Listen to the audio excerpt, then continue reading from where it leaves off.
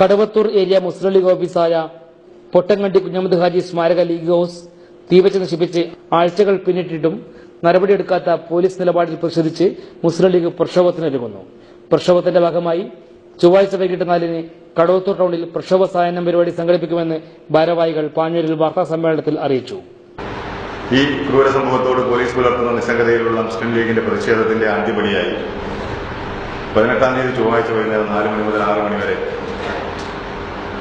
കടവത്തൂരിൽ പ്രക്ഷോഭം സായാഹ്നം സംഘടിപ്പിക്കുകയാണ്. പോലീസ് ഉദ്യോഗസ്ഥന്മാരുടെ ഭാഗത്തുനിന്ന് ഇത്രമാത്രം നിസ്സംഗത ഇതിനു മുമ്പൊന്നും ഉണ്ടായിട്ടില്ല.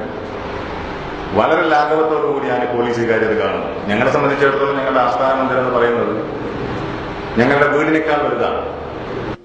മുസ്ലിം ലീഗ് കണ്ണൂർ ജില്ലാ general secretary advocate Abdul Kareem Cheleri പ്രക്ഷോഭ സായാഹ്നം ഉദ്ഘാടനം ചെയ്യും.